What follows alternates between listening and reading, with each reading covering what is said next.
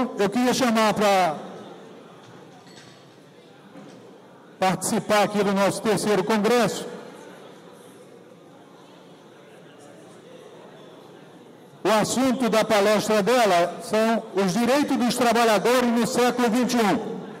Doutora Sayonara Grillo, desembargadora do Tribunal Regional do Trabalho do Estado do Rio de Janeiro.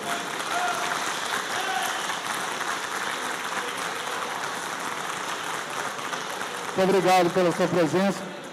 E queria chamar também para compor a mesa junto com a doutora Sayonara, que será a próxima palestrante, sobre o tema o Sistema de Garantias à Saúde e Segurança do Trabalhador. Doutora Marinês Trindade, advogada e especialista em Direito e Processo do Trabalho.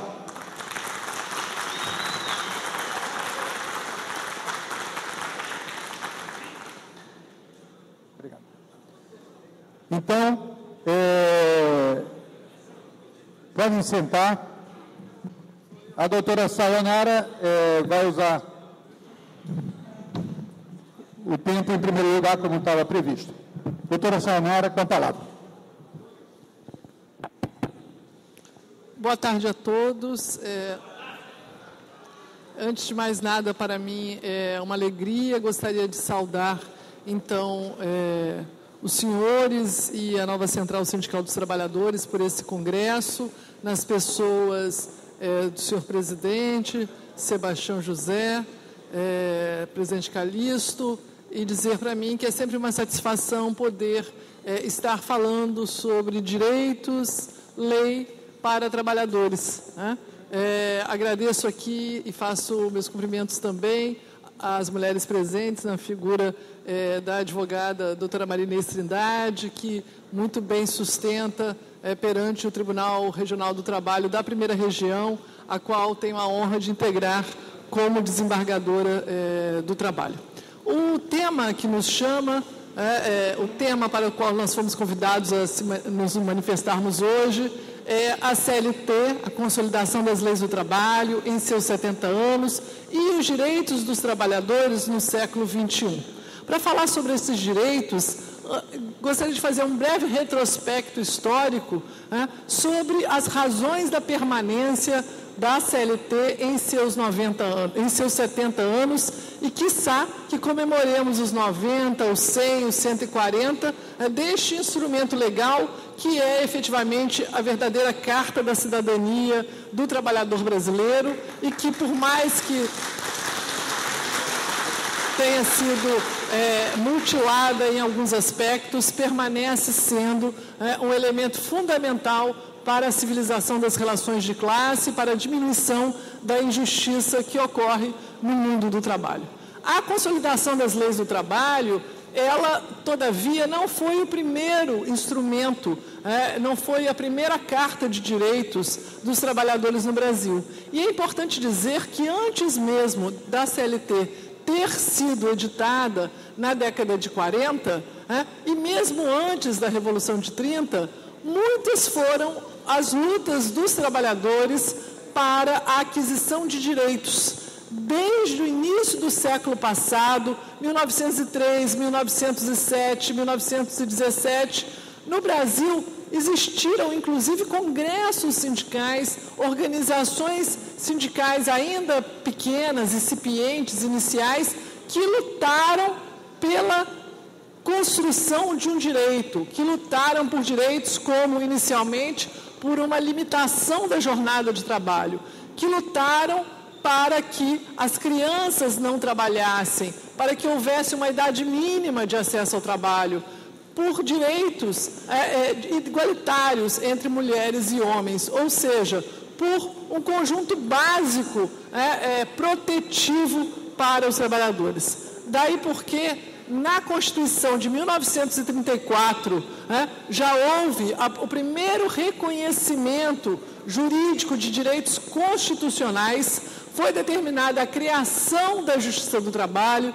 foi determinada a criação do Instituto do Salário Mínimo, foi assegurada a limitação da jornada de trabalho, mas apesar disso já ter iniciado em 1934, vejam, senhores, só em 1940 que o salário mínimo foi regulamentado no Brasil, a demonstrar que os trabalhadores, que a sociedade como um todo, luta pela criação dos direitos e depois busca a efetivação desses direitos, ou seja, fazer com que aqueles direitos que foram vertidos para a norma jurídica, para a Constituição e para as leis, possam também ter efetividade, serem cumpridos no cotidiano, no dia a dia dessas relações de trabalho. Então, há todo um movimento por constituir um direito, adquirir um direito, e todo um outro movimento tão importante quanto por fazer valer aqueles direitos. Daí porque é importante dizer que a CLT, por ocasião da sua instituição, ela consolidou, ela reuniu um conjunto de direitos que foram, aos poucos, paulatinamente, sendo conquistados nesse nosso país. E esta reunião desses múltiplas leis, decretos e direitos foi complementada também pelaquela comissão de juristas e deu origem, então, à consolidação, das leis do trabalho. Por isso que ela é uma consolidação e ela não é como, por exemplo, um código civil, o código penal. Então, a gente fala uma consolidação, uma reunião dessas leis. E, ao passar dos anos, essas leis foram sendo alteradas. Muitas alterações em favor do trabalhador e algumas ações e algumas reformas contrárias aos interesses dos trabalhadores, ou, melhor dizendo, estabelecendo padrões menores de proteção.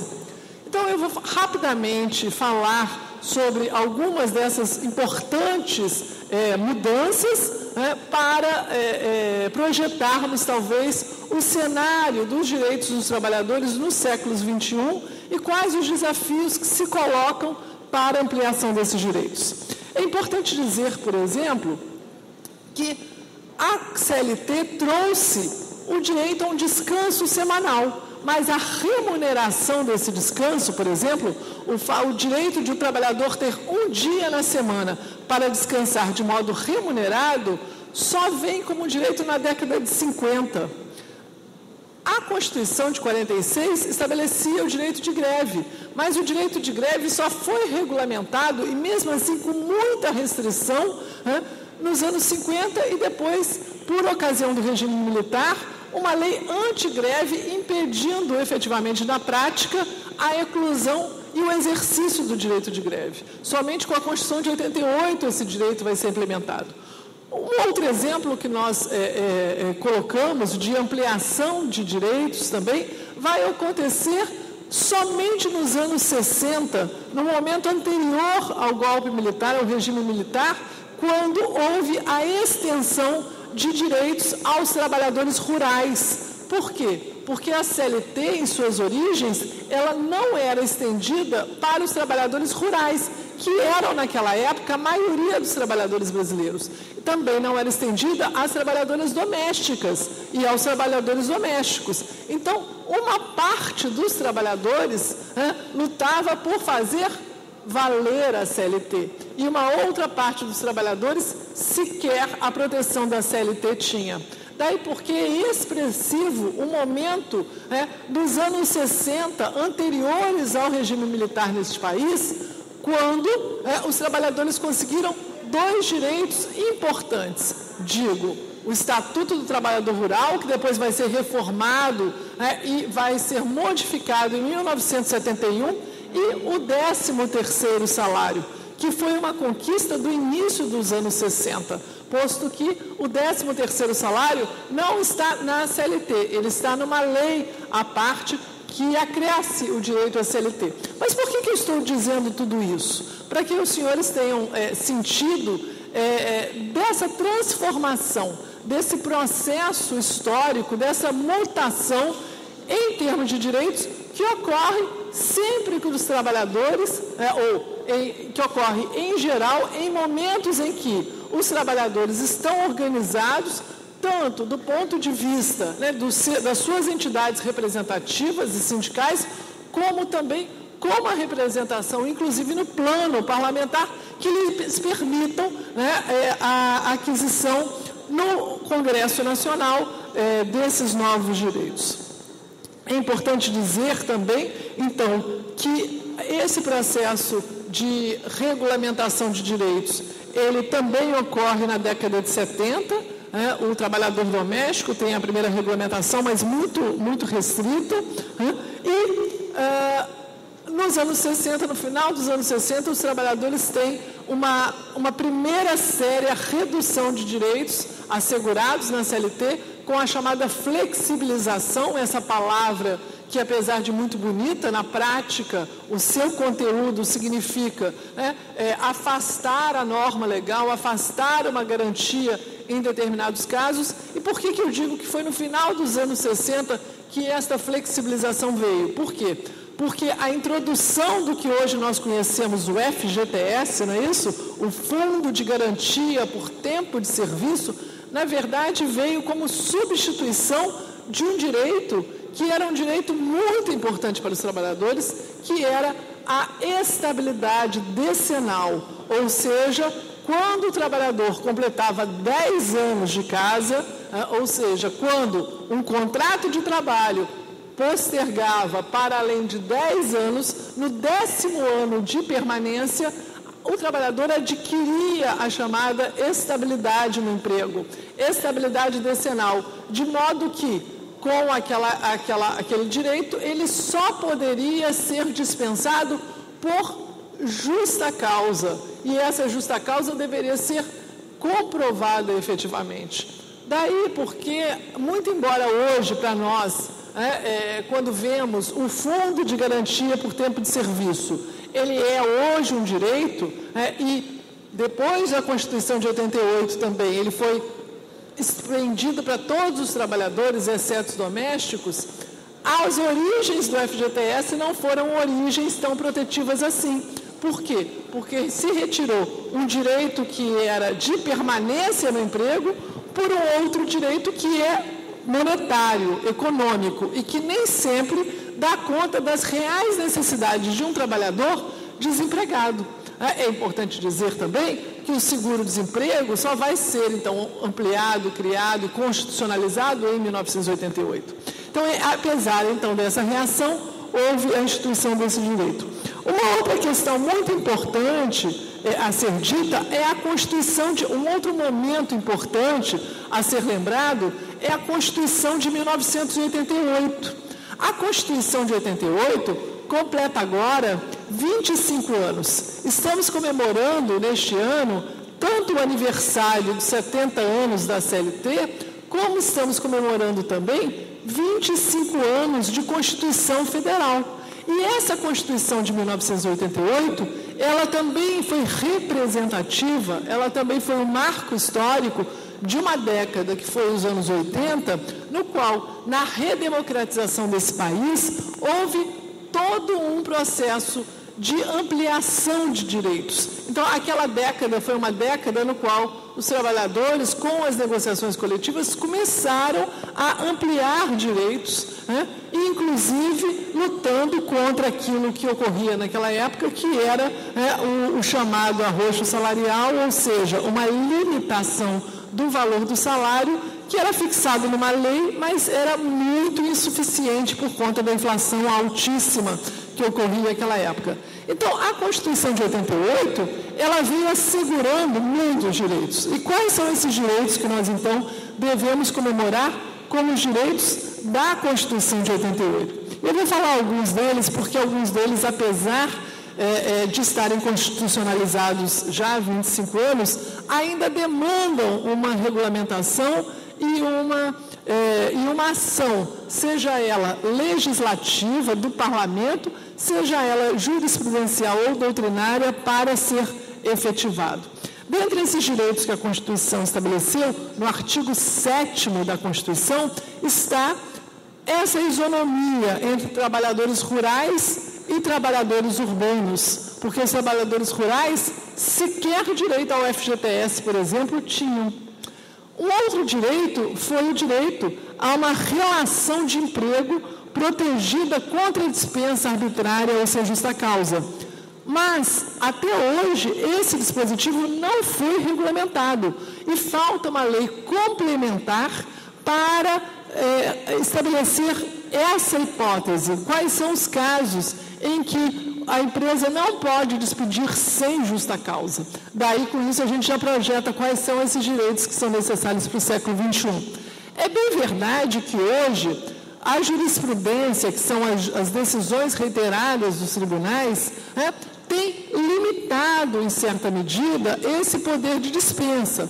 O Tribunal Superior do Trabalho, um tribunal que unifica todos os julgados trabalhistas que se situam em Brasília, esse tribunal decidiu recentemente, numa súmula, que não é possível haver uma dispensa arbitrária que ocorre quando o empregador dispensa um trabalhador doente, com uma doença que ainda não lhe gere uma estabilidade, é uma doença que cause alguma repulsa social, um estigma. Então, entendendo que há um limite a esse poder de dispensa do empregador.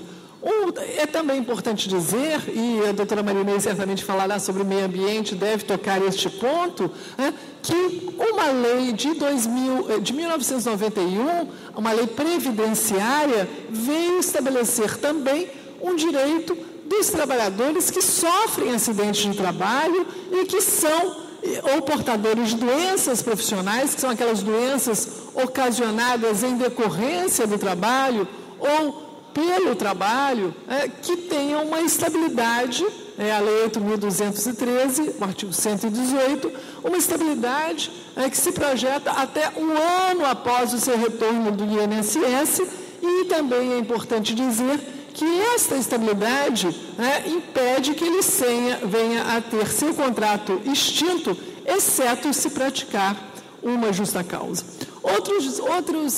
Outras garantias constitucionais importantes são o salário mínimo nacionalmente unificado, um piso salarial proporcional à complexidade do trabalho, a irredutibilidade do salário, ou seja, ele não pode ser mais reduzido, o 13º, uma participação nos lucros e resultados que precisaria ser regulamentada e foi regulamentada na década de 90, mas de uma forma muito frágil, que na verdade acaba não assegurando necessariamente esse direito aos trabalhadores, e também a duração normal do trabalho não superior a 8 horas, uma jornada de 6 horas para turnos ininterruptos de revezamento, licença maternidade, licença paternidade, e um artigo que eu acho muito interessante, porque ele ainda carece de uma regulamentação, mas vem sendo também aplicado pelos tribunais, que é a proteção do trabalhador contra a automação. E eu gosto de destacar esse aspecto, porque muitas vezes esse direito constitucional vem sendo esquecido e negligenciado, mas ele existe na forma da lei.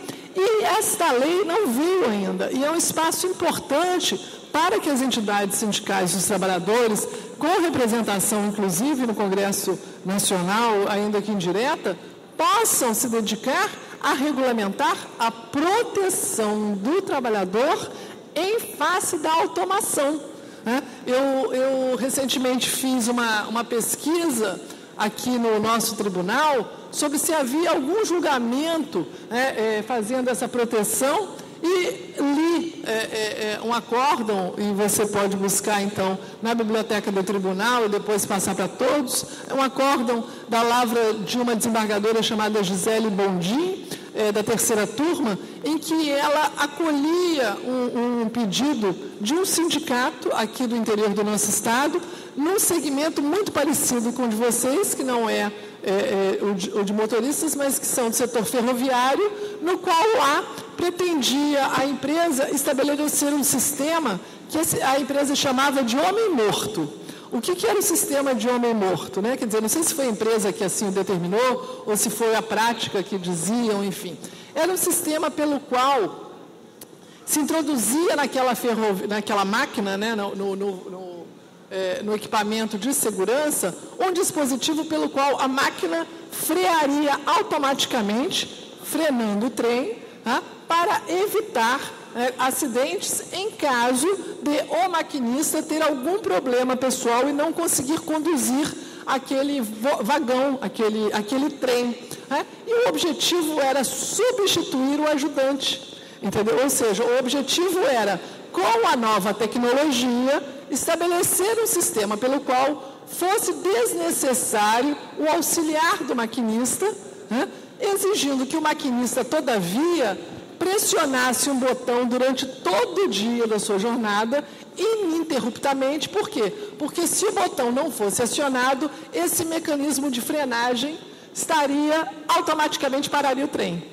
Por isso que talvez apelidaram, não sei os motivos, isso o acórdão não esclarece, de sistema de homem morto, no sentido de que se a única pessoa que estivesse conduzindo aquele trem tivesse um problema, haveria um freio. Então, naquele caso, foi interessante esse acórdão, porque a desembargadora, e aqui nós não estamos para falar de casos, mas para falar de decisões, e de direitos dos trabalhadores, entendeu aqui o tribunal, eu não sei como se está em Brasília, mas entendeu o tribunal que seria impossível substituir, entendeu? Substituir, com aquela automação, substituir aquela vaga. Por quê? Entendeu aqui o tribunal que a proteção dos trabalhadores em face da automação estaria ali, auto-aplicável, e que naquele caso específico, não são todos os casos, mas que naquele caso específico deveria haver uma atuação do Poder Judiciário. Por quê? Porque aquele mecanismo de automação gerava potencialmente danos à saúde do maquinista e também danos à população, porque o risco daquele sistema não justificaria a economia e o custo de redução de custo. Então, entendeu-se que, vejam, senhores, não é que o direito possa impedir a automação. Isso o direito não vai fazer. Mas o que o direito pode é impedir que a automação crie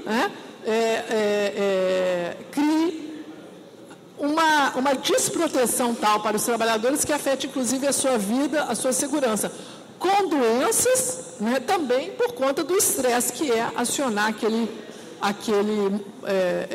mecanismo durante todo o tempo, muitas vezes nem tempo para ir fazer as suas necessidades ou ter o seu descanso se tem.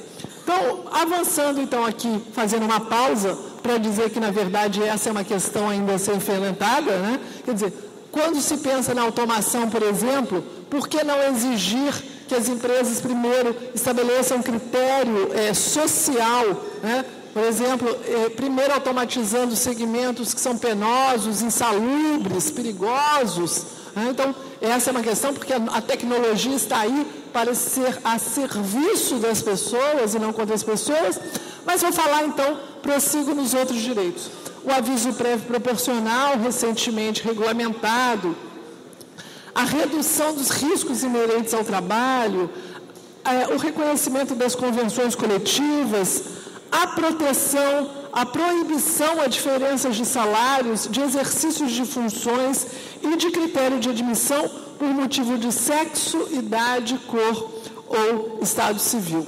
E a Constituição de 88, todavia, avançou naquele momento, estabelecendo alguns direitos para as trabalhadoras domésticas, e eu falo sempre no feminino, porque muito embora os trabalhadores domésticos sejam homens ou mulheres, a sua grande maioria discriminada em razão do gênero são as mulheres, e posteriormente, então, e aí o que nós temos para comemorar, a grande reforma protetiva que se teve nesses 25 anos de Constituição foi a emenda 72, aprovada este ano e comemorada pela cidadania brasileira, pelos juristas também, e pelos trabalhadores e trabalhadoras, como uma segunda lei áurea, na medida em que leva direitos básicos, como, por exemplo, a limitação de uma jornada de trabalho, o direito a uma hora extraordinária às trabalhadoras e trabalhadores domésticos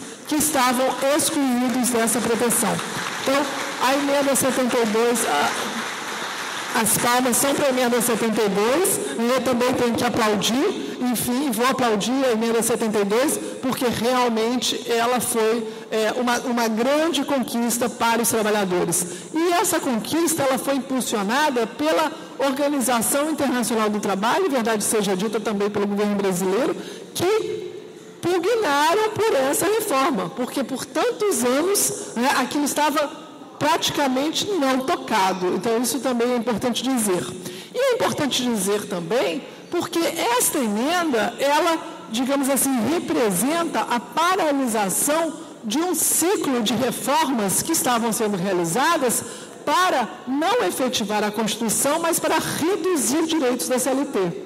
Porque nos anos 90, muitos direitos foram flexibilizados, reduzidos, a introdução de muitos mecanismos de redução de direitos nos anos 95, 97, 98, e sempre com o argumento de que o desemprego estava alto, que o Brasil precisava abrir sua economia nacionalmente e que os direitos geravam custos e que impediam a contratação. O que nós vimos com o passar dos anos é que não são os direitos que geram desemprego, não é o custo trabalhista, os estudos de economistas, de sociólogos, de pessoas que estudam esse assunto demonstram que não são estes os reais causadores do desemprego ou de alguma dificuldade econômica pelo qual passam as empresas. Não são. Ao contrário, o que se percebeu é que em um ambiente de crescimento econômico, os postos de trabalho surgem porque a relação entre emprego e desemprego não é com direitos ou não direitos, mas sim com estabilidade econômica, crescimento econômico, capacidade das pessoas de investimento, capacidade das pessoas consumirem. E o consumo não deve se dar pelo endividamento, que é o fenômeno contemporâneo, das pessoas que se endividam para o consumo porque não tem condições de sobreviver de outra forma. Mas o consumo deve se dar pela via do trabalho e de uma remuneração digna que faça com que um ciclo virtuoso de consumo acione a produção e da produção gere mais empregos. Esse é um círculo virtuoso que é capaz de ampliar os direitos, como então é possível, e a emenda 72 demonstra essa possibilidade de ampliar empregos. Também é importante dizer que muitos direitos estabelecidos na CLT necessitam uma reatualização. E por que eu falo uma reatualização? Porque eles também foram pensados para a realidade da década de 40. E hoje, com o século XXI, com as transformações da sociedade, com a introdução das novas tecnologias, esses direitos precisam ser atualizados, avançados e reinterpretados. Um desses direitos, por exemplo, que nós vemos que precisa ser reatualizado é o direito à própria jornada de trabalho. Por quê? E aí eu vou também dar um exemplo próximo à categoria de vocês. A jornada de trabalho, tradicionalmente, ela foi pensada no tempo certo de ingresso e de saída do trabalho. Mas existem outros trabalhadores, e hoje isso cresce, que trabalham para além do momento em que estão na empresa. São trabalhadores que trabalham por e-mails, por BIP, por celular, trabalhadores que trabalham durante todo o seu tempo e que e que levam o trabalho para casa e que não há mais como definir o que é tempo de trabalho e o que é tempo de não trabalho. E o que fazer? A CLT também foi recentemente reformada, e essa reforma foi protetiva para dizer que a existência de um mecanismo telemático ou informatizado, e aí está dizendo dessas tecnologias à distância, não retira a subordinação jurídica. Portanto, ainda que o controle do empregador ocorra à distância, num trabalho externo, se há esse controle, ainda que por satélite, ainda que informatizado, é possível que haja ali um controle. Então, essas novas tecnologias, elas precisam, e esse dispositivo da CLT do artigo 6º, que foi recentemente reformado, precisa ainda ser bastante examinado pelos juristas para dar a ele a melhor interpretação que compreenda essas diferenças. E aí, quando eu falei também de uma categoria parecida, eu lembro dos ferroviários, porque os ferroviários, já na CLT desde a década de 40, tinham uma regra chamada adicional de sobreaviso.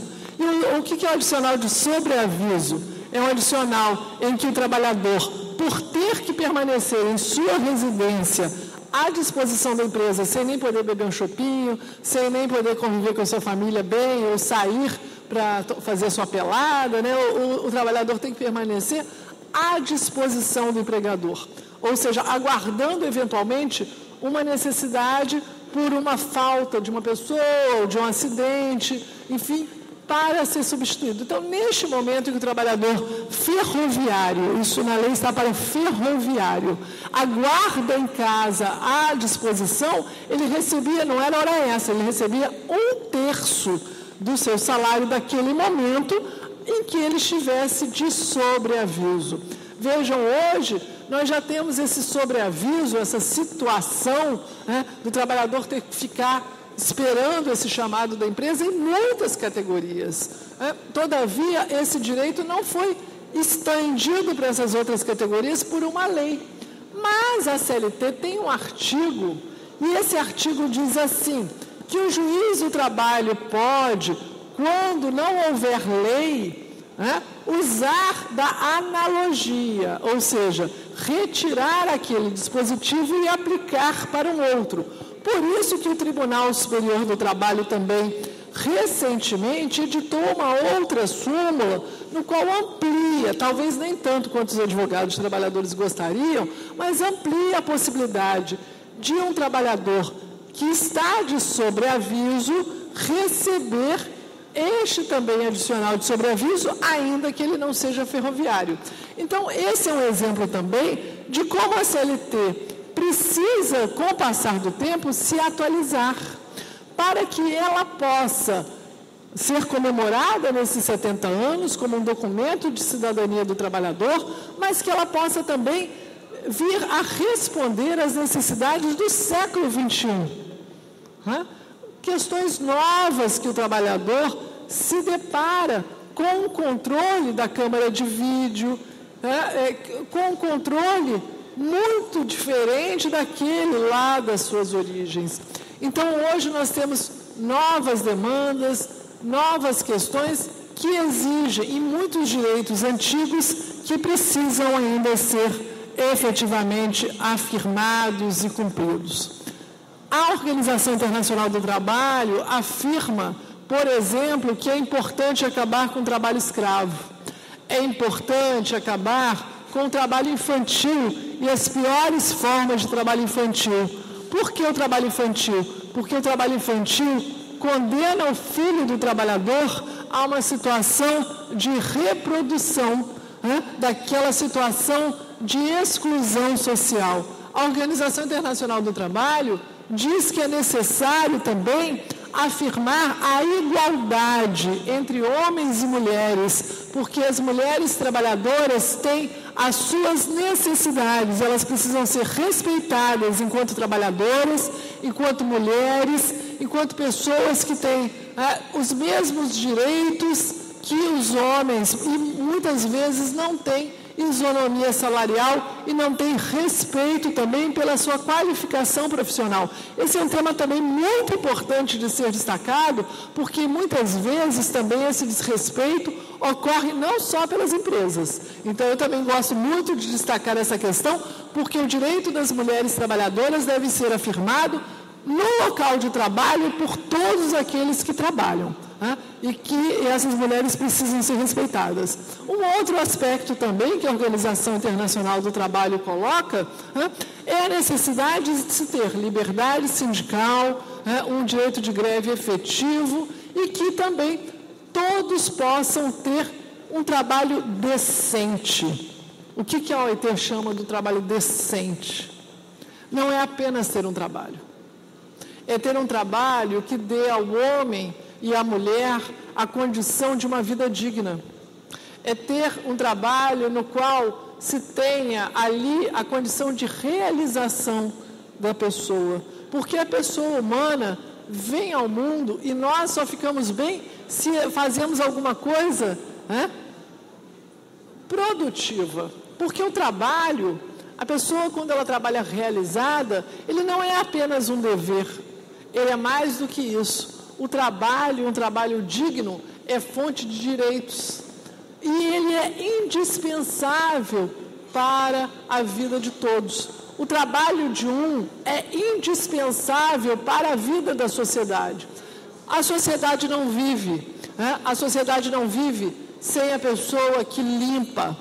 A sociedade não vive sem a pessoa que cuida das nossas ruas, para que nós possamos viver bem na cidade. A pessoa não vive, né, sem o motorista que conduz o ônibus. A pessoa não vive, né, sem o professor que educa os seus filhos, né? A pessoa não vive bem. A sociedade não vive bem, porque a mola que rege a sociedade é o trabalho. E o trabalho é fonte de vida. E se o trabalho é fonte de vida, ele não pode ser um meio de morte. Ele não pode ser um meio de adoecimento. Ele não pode ser um meio de opressão, de assédio moral e de humilhação do outro. Ele tem que ser... Todos nós precisamos nos respeitar, independentemente do trabalho que se faça ou do trabalho que também não se faça. Daí porque também eu gostaria de conectar nesses direitos dos trabalhadores do século XXI, os direitos que todo homem tem e deve ter, ainda que não trabalhe. Porque, infelizmente, e aí eu falo de políticas como renda mínima, eu falo de políticas como políticas legais, né? Não são políticas, eu estou falando de leis, de regras, de direitos, né? Como, por exemplo, a Bolsa Família, o seguro-desemprego, o direito à aposentadoria, o direito ao auxílio-doença. E por que eu falo desses direitos? Porque são direitos, né, que não decorrem apenas do trabalho, que decorrem também do não trabalho.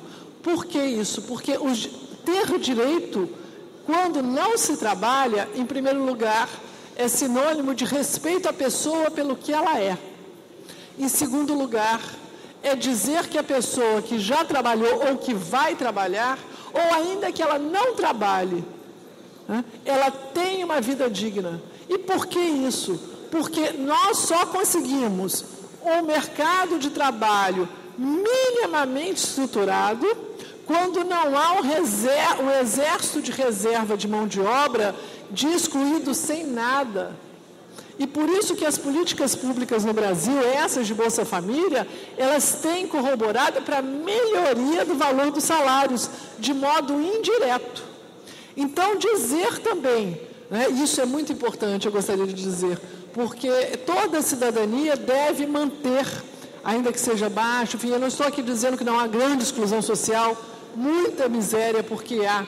Mas o que eu estou dizendo é que esses direitos das pessoas, ainda que não trabalham, são também importantes para aqueles que trabalham. E cair num discurso fácil, muitas vezes repetido, né, por meios de comunicação, enfim, ou por alguma elite, que gostaria de se apropriar de uma mão de obra, entendeu? Que trabalha por um prato de comida, enfim, ou seja, que trabalha em condições subhumanas, não compreender também, do ponto de vista histórico e da inteligência dos trabalhadores, que essas políticas também têm uma importância para a valorização do que é o salário mínimo, para a valorização do que é um mercado de trabalho estruturado. Ter alguém que não aceite trabalhar por menos que o mínimo é importante.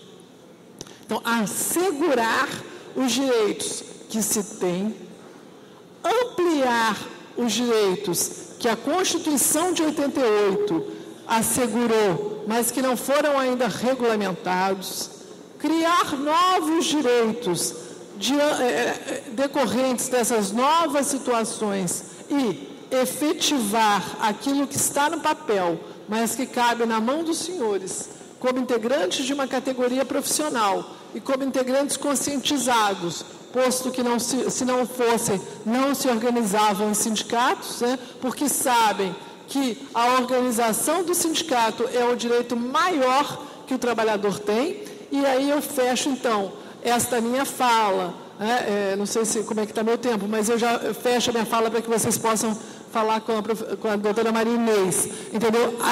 Dizendo que um direito humano fundamental que todo trabalhador tem e que está na Declaração Universal de Direitos Humanos e que está também nos 2 pactos da ONU, ratificados pelo Brasil por 2 decretos na década de 1990-92, o Pacto dos Direitos Civis e Políticos e o Pacto dos Direitos Econômicos, Sociais e Culturais. Os senhores sabem qual é o único direito que está nos 2 pactos? É o direito à liberdade sindical. É o direito a constituir um sindicato livre. E por que ele está nos 2 pactos, senhores? Ele está nos 2 pactos por quê? Porque não há uma sociedade democrática que não respeite a liberdade de organização sindical, a liberdade das pessoas lutarem conjuntamente para reivindicar os seus direitos. Isso é que caracteriza uma sociedade democrática. E é por isso que ele é um direito civil e político.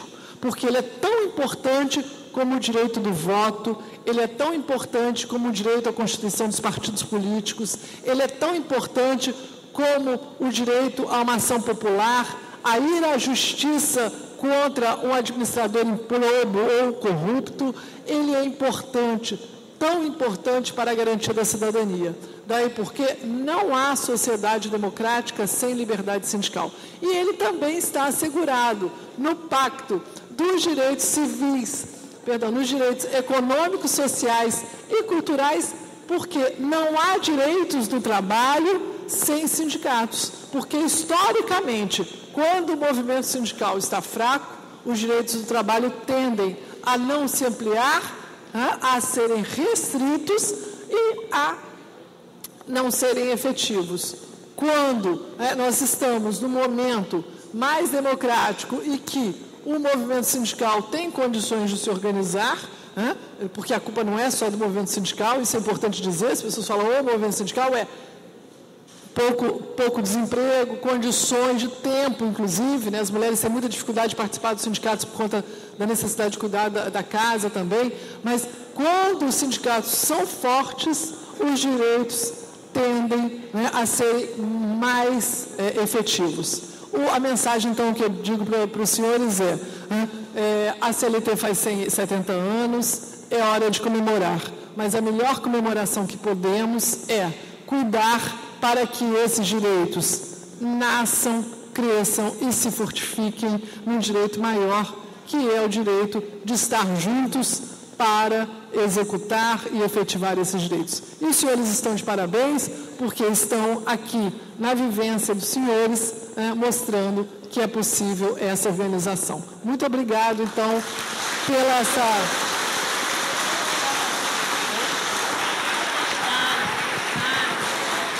Eu queria, em nome da direção da nova Central Sindical de Trabalhadores do Estado do Rio de Janeiro, agradecer a palestra O Direito dos Trabalhadores no Século XXI, proferida pela doutora Sayonara Grillo, desembargadora do TRT do Rio de Janeiro.